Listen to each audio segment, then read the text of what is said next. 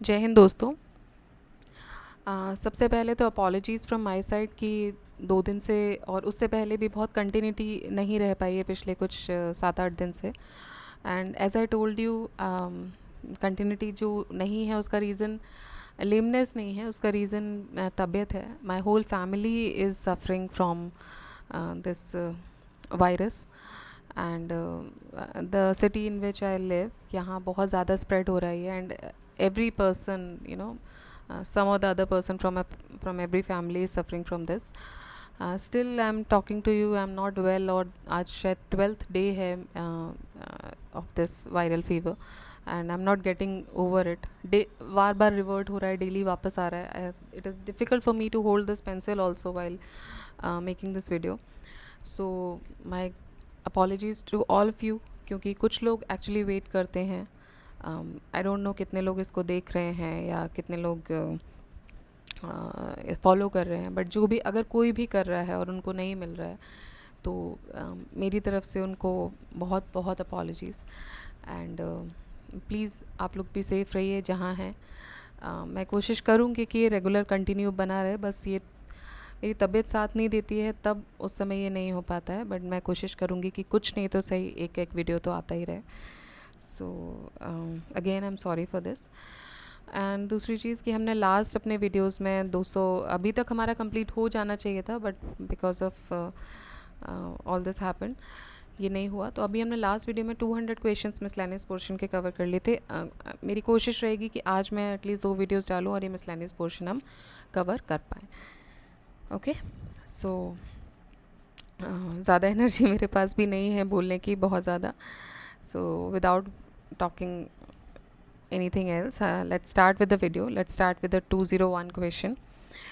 So again ये match करना है लिस्ट को, लिस्ट 1 को लिस्ट 2 के साथ मैच करना है. देखिए, first is Annie Besant, then doctor Rajendra Prasad, Jawaharlal Nehru और अंबिका चरण मजूमदार. ठीक है, तो अभी तक आप सबको ये चीज़ें रट चुकी हैं. तो एनी बीसेंट जी हैं जो होम रूल मूवमेंट के लिए रिस्पॉन्सिबल थी, स्टार्ट किया था उन्होंने, तो 1 हो जाएगा. डॉक्टर राजेंद्र प्रसाद जो थे ये महात्मा गांधी जी के एसोसिएट थे और चंपारण के टाइम पे ये एक्टिव थे, तो डॉक्टर राजेंद्र प्रसाद जो हो जाएंगे वो सेकंड हो जाएगा. 1 2. Then Lucknow session of Indian national Congress. देखिए, लखनऊ सेशन जो 1916 वाला था जिसमें लखनऊ पैक्ट जिसको बोलते हैं, इसमें मॉडरेट्स और एक्सट्रीमिस्ट एक साथ आए थे, वो अंबिका चरण मजूमदार जी ने प्रेसिडेंटशिप की थी उसकी. तो इसका आंसर हो जाएगा 3 हो जाएगा डी का. और बचा हुआ लाहौर सेशन जिसमें पूर्ण स्वराज की डिमांड हुई थी, वो हो जाएगा जवाहरलाल नेहरू जी के साथ. तो 1 2 4 3. So A would be the answer. Okay, let's move to another question. 1916 में मुस्लिम लीग और कांग्रेस के बीच में जो भी इश्यूज़ थे वो सेटल डाउन हुए थे. फिर है arrange the following according to the sequence of events. या फॉर्मूला हमने देखा था 1944 था.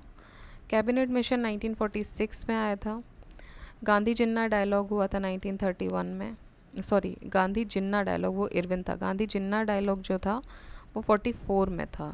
So sorry. और वेवल प्लान जो था वो 1945 में था. ठीक है, अब 1944 के 2 इवेंट्स हैं. तो 44 जो सीआर फार्मूला आया था, राजगोपालाचारी फार्मूला, वो तो मार्च में आ गया था. दूसरा जो गांधी जिन्ना डायलॉग जो आया था वो सितंबर में आया था. तो हमें क्रोनोलॉजी से लगाना है. तो 1, then 3, then 4 and then 2. So D would be the answer. Again match करना है. Non cooperation movement, civil non cooperation movement 1920 से 22 तक चला है. Civil disobedience movement 1930 1930. Then formation of Congress ministries जो थी वो 1937 में हुई थी. इधर होना चाहिए, हाँ 1937.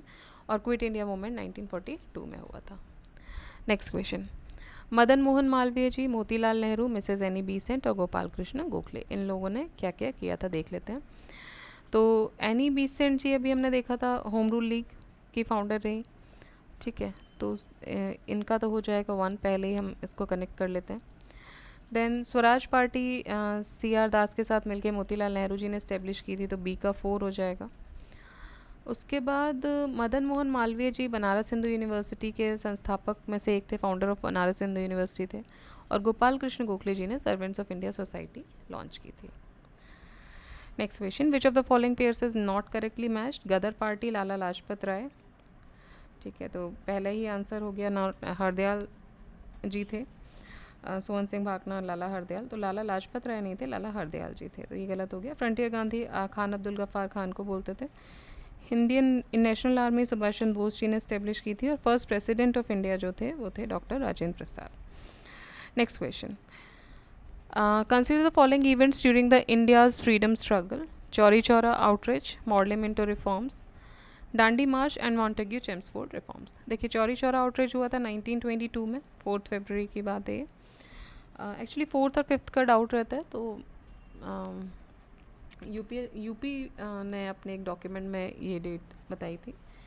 उसके बाद मॉडले मिंटो रिफॉर्म 1909 की बात है, डांडी मार्च 1930 की बात है, और मॉन्टेग्यू चेम्सफोर्ड रिफॉर्म जो है वो 1919 की बात है।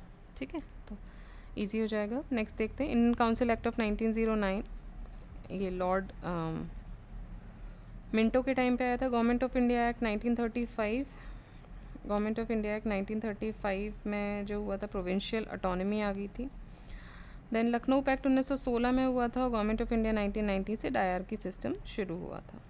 ठीक है, next, find the correct chronological order of the following events from the codes given below. Again, civil disobedience movement 1930, individual satyagraha जो हुआ था वो 1940 में हुआ था, क्विट इंडिया मूवमेंट 1942 में हुआ था, क्रिप्स मिशन 1942 में हुआ था। अब आपको ये देखना है कि क्रिप्स मिशन और क्विट इंडिया में से पहले कौन सा था। क्विट इंडिया हमको पता है 8 अगस्त को बात हुई थी, 9 अगस्त से लॉन्च हो गया था, तो ये अगस्त में हुआ था, और क्रिप्स मिशन मार्च में आ गया था। ठीक है, next, cabinet mission 1946, then Cripps mission अभी हमने देखा मार्च 1942, साइमन कमीशन 1927 में बना था, फरवरी 1928 में इंडिया आया था, एंड पूना पैक्ट जो है वो 1932 में हुआ था।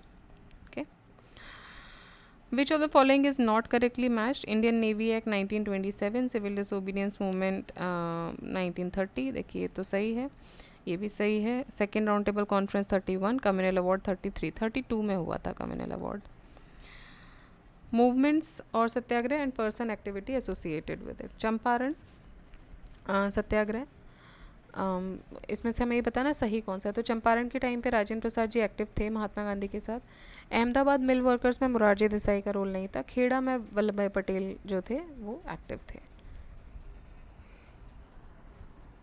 तो इसका एक्सप्लेनेशन भी देख लेते हैं एक बार। महात्मा गांधी जी ने बहुत सारे मूवमेंट्स किए with his affiliates along with British rule. Gandhi ने चंपारण सत्याग्रह किया राजेंद्र प्रसाद, जेबी कृपलानी और दूसरों के साथ मिलके, तो पहला सही हो जाता है। गांधी ने अहमदाबाद मिल वर्कर्स सत्याग्रह भी ऑर्गेनाइज किया था अनुसुईया बहन के साथ मिलके, ना कि मोरारजी देसाई। सो सेकंड गलत हो जाता है। खेड़ा सत्याग्रह गांधी जी के द्वारा लॉन्च किया गया था, इंदुलाल याग्निक और पटेल जी इसमें सहायक थे उनके। थर्ड हो जाता है सही ना। अगेन क्रोनोलॉजिकल ऑर्डर में आपको लगाना है। तो देखिए, चंपारण सत्याग्रह दांडी मार्च 1930, चंपारण 1917, देन तिलक जी की डेथ होती है 1920 को, और शिमला पैक्ट होता है 1945 में। आई वॉज कन्फ्यूज बिटवीन 1946 और 5, सो शिमला पैक्ट होता है 1945 में। ओके, चंपारण देखिए हमें पता है कि गांधी जी ने लीड किया था इसको, और तिलक जी की डेथ 1 अगस्त 1920 को होती है। सिविल डिसोबीडियंस 12 मार्च को ही शुरू करते हैं 1930 को, और शिमला पैक्ट जो है वो 25 जून 1945 को होता है। Arrange the following in chronological order and the select the correct answer from the codes given below. Dandi march फिर से क्रोनोलॉजिकल ऑर्डर में लगाना है। Dandi march 1930, Jallianwala Bagh massacre 1919, 13 April, quit India movement अगस्त 1942, एंड स्वदेशी मूवमेंट जो था वो शुरू होता है 1905 में। नेक्स्ट फिर से क्रोनोलॉजिकल इवेंट में लगाना है। Poona pact 1932, quit India movement 1942, cabinet mission 1946, Shimla conference 1945।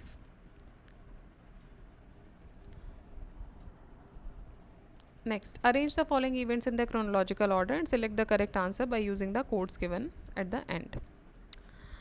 ठीक है, तो क्रोनोलॉजिकल ऑर्डर में लगाना है। Decision for partition of Bengal, तो देखिए पार्टीशन जो हुआ था 1905 में डिसीजन लिया गया था। स्वराज को as a goal of Congress कब अडॉप्ट किया गया था, तो स्वराज को किया गया था 1907 में। देन फॉर्मल डिक्लेरेशन ऑफ स्वदेशी मूवमेंट 1907 में हुआ था, ठीक है।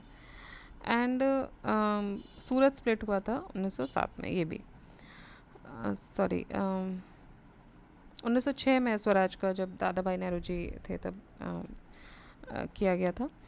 सो पार्टीशन ऑफ बंगाल डिक्लेयर हुआ था 20 जुलाई 1905 को। ऑफिशियल डिसीजन स्वदेशी मूवमेंट का अनाउंस हुआ था 7 अगस्त 1905 को। इंडियन नेशनल कांग्रेस ने एक पॉजिटिव स्टेप लिया था कैलकाटा सेशन में रिगार्डिंग द नेशनल मूवमेंट। अपनी प्रेसिडेंशियल स्पीच में दादा भाई नेहरू जी ने बोला था the main aim of Indian national Congress was to establish own government just like Britain and its dominion. इसका मतलब ये है कि सेल्फ गवर्नमेंट स्टेब्लिश की जाएगी and was adopted as the main aim of Indian national Congress. 1907 में Surat session के time पर there was a split in INC on the issue of swadeshi, ठीक है। नेक्स्ट असर्शन और रीज़न देखना है। Nehru had no reference towards Upanishads, तो ये तो गलत है। देखिए, उपनिषद्स फिलोसफिकल और साइंटिफिक एनालिसिस थे। नेहरू उपनिषद को एक रेलेवेंट टेक्स्ट मानते थे, उनके फेथ भी था। रीज़न ये है कि उनका साइंटिफिक पॉइंट ऑफ व्यू था। रीज़न सही है, साइंटिफिक पॉइंट ऑफ व्यू था, but scientific point of view होने का मतलब ये नहीं था कि उन्होंने इनकी अथॉरिटी को नकार दिया था। उपनिषद उनके लिए हमेशा से उनका फेथ रहे थे।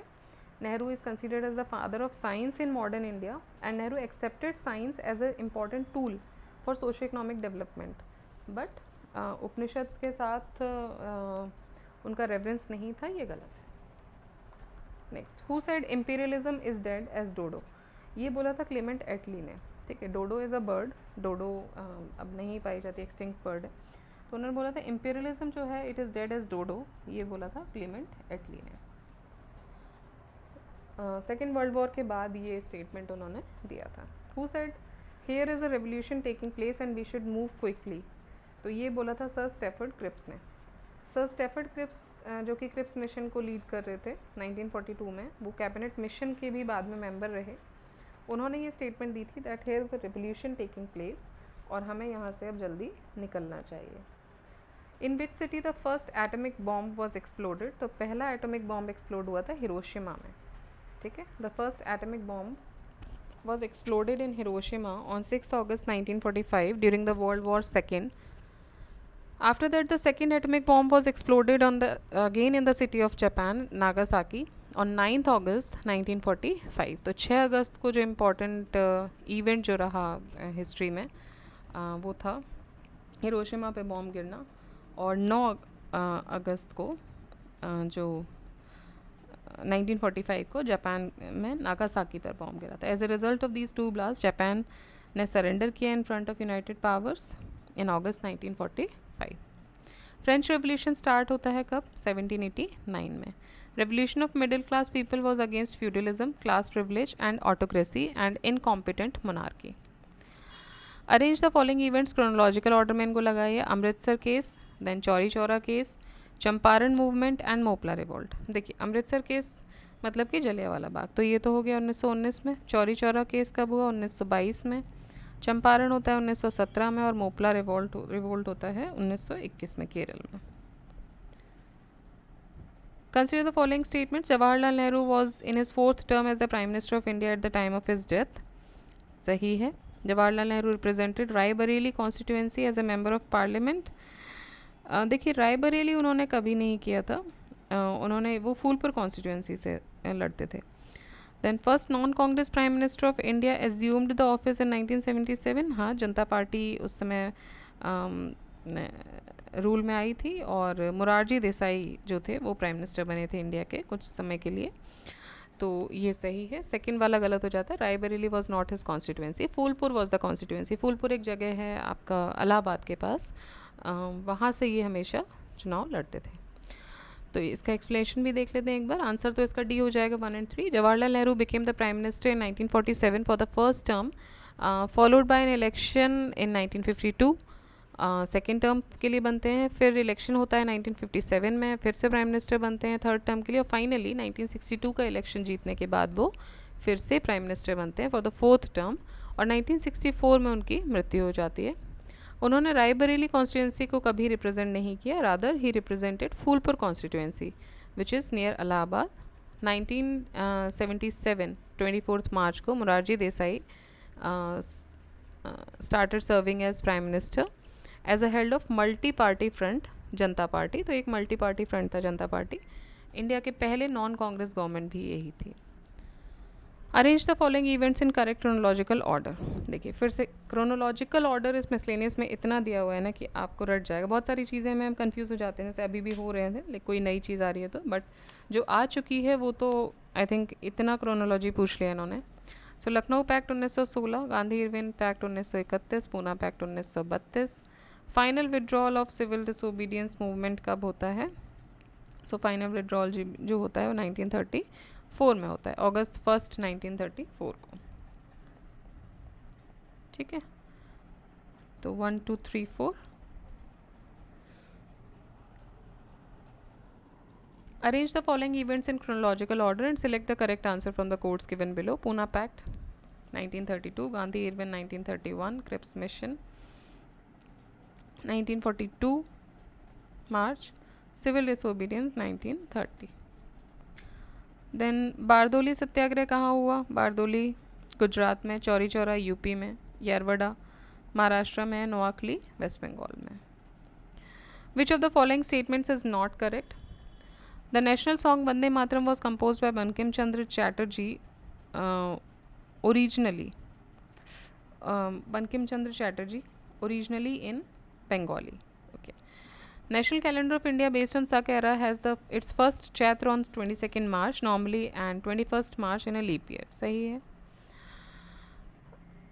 The design of national flag of India was adopted by the Constituent Assembly on 22nd July 1947. ये भी सही है. देखिए ये वाला जो स्टेटमेंट है ये एक सेपरेट क्वेश्चन के रूप में भी IAS में पूछा गया था UPSC में. Then the song Jan Gan Man composed originally in Bengali by Rabindranath Tagore and was adopted in its Hindi version by the Constituent Assembly on 24th January 1950 as national anthem. ठीक है, तो ये भी सही है. यहाँ पे थोड़ी ये गलत है. The national song Vande Mataram जो था वो कंपोज किया गया था बंकिम चंद्र चैटर्जी के द्वारा. बंगाली और संस्कृत लैंग्वेज दोनों में ही किया गया था और उन्होंने अपनी नॉवेल आनंद मठ में इसको कंपाइल किया था. Rest of the statements are correct. Next, arrange the following post independence event in chronological order.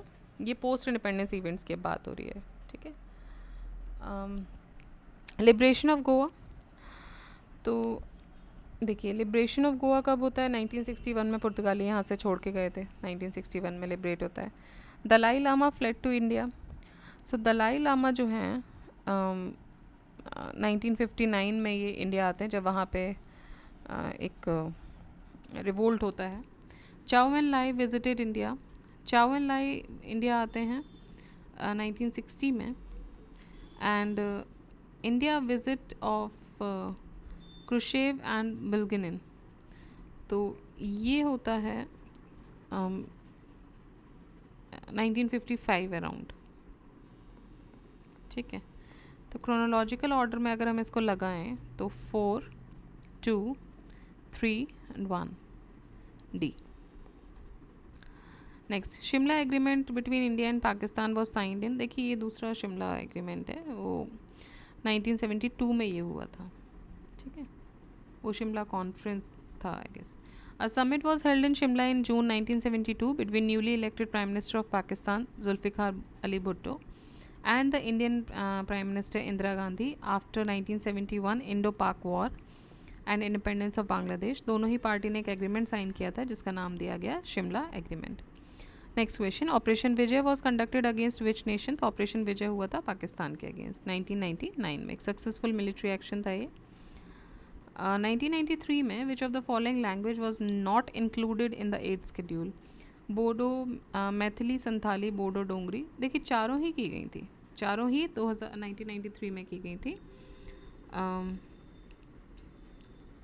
इन 2004 की बात हम कर रहे हैं, 2004 में की गई थी. 92nd अमेंडमेंट हुआ था और 92nd अमेंडमेंट 2003 का, उसके अकॉर्डिंगली मैथिली, संथाली, बोडो और डोगरी ये चारों लैंग्वेजेस को ऐड किया गया था. किसान दिवस कब सेलिब्रेट होता है? तो किसान दिवस होता है 23 दिसंबर को, बिकॉज उस समय श्री चौधरी चरण सिंह जी का उनकी रिमेम्बरेंस में ये होता है ऑन 23 दिसंबर एवरी ईयर, ठीक है, चौधरी चरण Singh. On which day the design of national flag of India was adopted? National flag of India का डिज़ाइन अडॉप्ट किया गया था 22 जुलाई 1947 को। रविन्द्रनाथ टैगोर किससे रिलेटेड है? लिटरेचर से रिलेटेड है। Amartya Sen economics, Chandrasekhar and Vinoo Mankad. Chandrasekhar astrophysics और Vinoo Mankad cricket. If I am not wrong, let's check. Chandrasekhar 3 का 4, यस, एंड 4 का 2, ठीक है। सो चंद्रशेखर एमिनेंट एस्ट्रोनॉमर थे, उन्होंने नोबेल प्राइज़ भी रिसीव किया था 1983 में। वीनू मार्कंड एक फेमस क्रिकेट प्लेयर थे। Who is considered as the creator of modern Bihar? Creator of modern Bihar माना जाता है सच्चिदानंद सिन्हा जी को। सच्चिदानंद सिन्हा 10 नवंबर 1871 से 6 मार्च 1950 तक ही रहे। He was an Indian lawyer, parliamentarian and journalist. He was born in Arrah, the then Bengal presidency. He began a movement for a separate province of Bihar with a small group of people. It was realized in 1912 with the formation of Bihar, which was carved out of Bengal presidency. देखिए 1911 में जब George आए थे तो उन्होंने दोबारा से एक करने की बात की थी, तो दोबारा से बंगाल एक हुआ, लेकिन बिहार और उड़ीसा को इससे अलग रखा गया था। फिर एक नया प्रोविंस, अलग से प्रोविंस बना दिया गया था। The first Indian to win the Nobel Prize was, so he was Rabindranath Tagore. Who was the political guru of Subhash Chandra Bose? Political guru of Subhash Chandra Bose was C.R. Das. ठीक है, सुभाष चंद्र बोस के political गुरु थे चित्तरंजन दास, देशबंधु चित्तरंजन दास, जिन्होंने और मोतीलाल नेहरू ने मिलकर Swaraj party भी establish की थी। Consider the following events connected with Indian national movement. Gandhi Irwin pact 31, execution of Bhagat Singh वो 5 मार्च को हुआ था और ये शहीद दिवस पे हुआ था 23 मार्च 1931 को। Karachi session of Indian national Congress. देखिए कराची सेशन जो हुआ था इंडियन नेशनल कांग्रेस का, वो भगत सिंह जी की फांसी के बाद हुआ था 26 से 31 मार्च तक। और मार्टरडम ऑफ चंद्रशेखर आज़ाद ये हुआ था फरवरी 1931 में। तो सारे इवेंट्स ही 1931 के हैं। नेक्स्ट देखते हैं Lahore session of Indian national Congress 1929, then Gandhi Irwin pact 1931 and 1931। Karachi session of, ये पहले हो गया था 5 मार्च को। Karachi session of Indian national Congress ये 26 से 31 मार्च हुआ था 1931। And execution of Rajguru, execution of Rajguru जो हुआ वो भी भगत सिंह जी के साथ ही हुआ था, तो 23 मार्च को हुआ था 1931। Okay, so 1, 2, 4 and 3। Next Subhas Chandra Bose, Vallabh bhai Patel, Iqbal and Batukeshwar Dutt. तो इसमें से हमें सही आंसर बताना है। सुभाष चंद्र बोस जो थे वो Haripura session of Indian national Congress के अध्यक्ष रहे। देन वल्लभ भाई पटेल जो थे वो ये रहते हैं आपके ऑपरेशन पोलो जो हुआ था उसके लिए रिस्पॉन्सिबल थे। इकबाल जी इलाहाबाद सेशन ऑफ मुस्लिम लीग के अध्यक्ष रहे। और बटुकेश्वर दत्त जो थे वो सेंट्रल असेंबली में बॉम्ब इन्होंने फेंका था,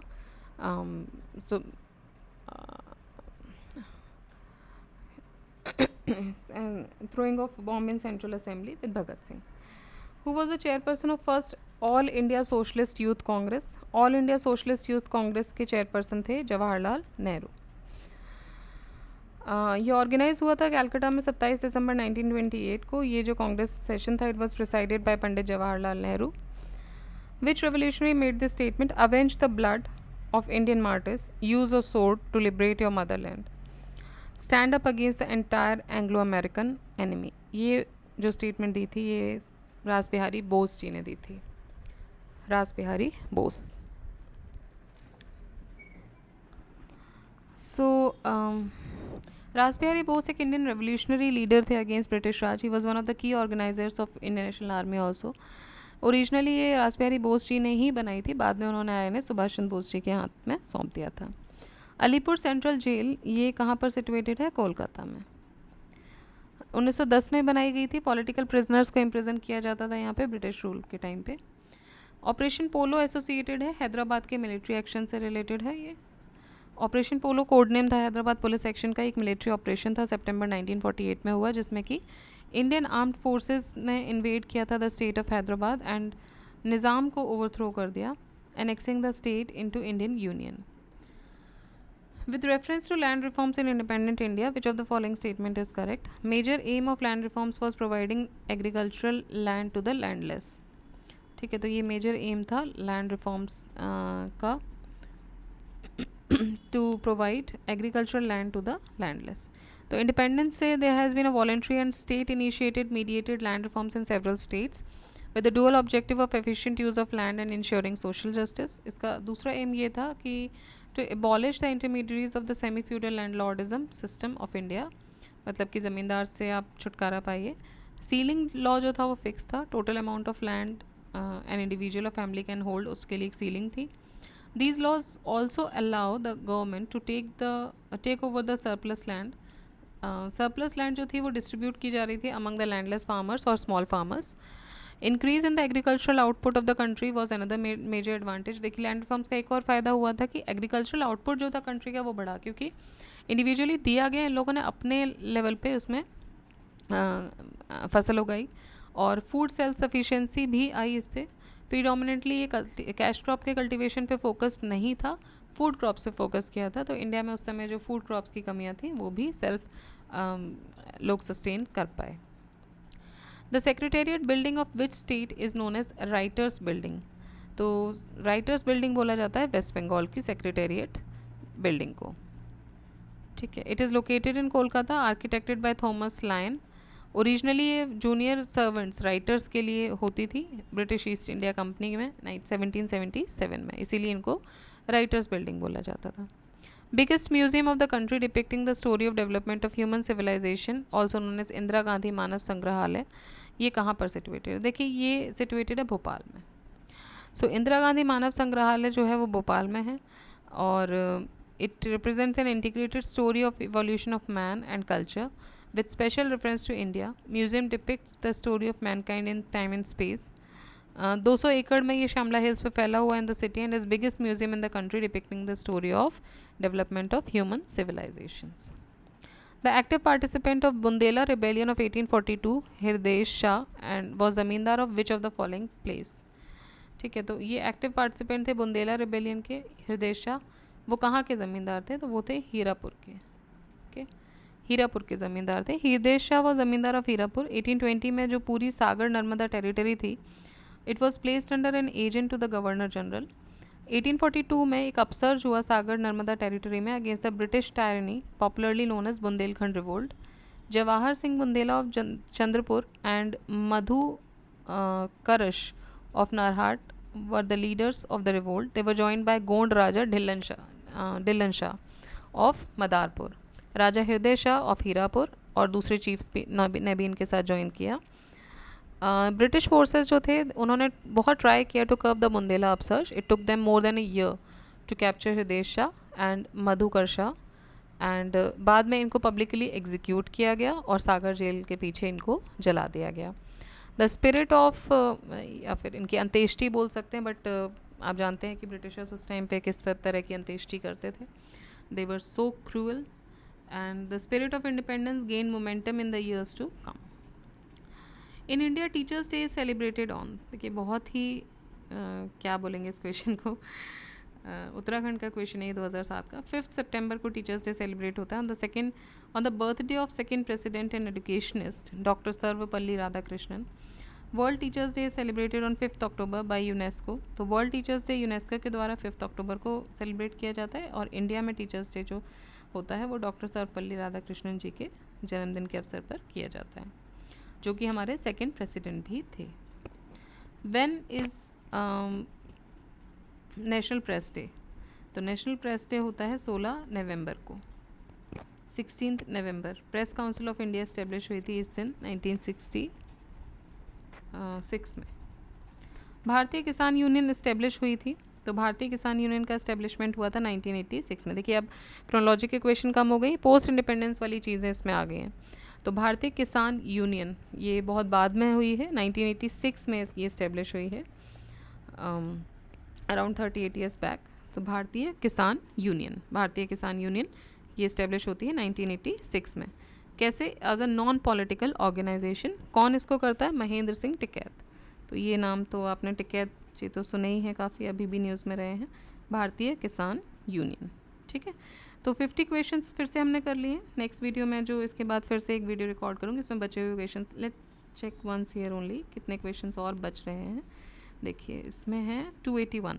तो ये बचे हुए जितने भी क्वेश्चंस हैं 31 क्वेश्चंस, वो हम एक और वीडियो में कंप्लीट कर लेंगे और हमारा मिसलेनियस पोर्शन कवर हो जाएगा।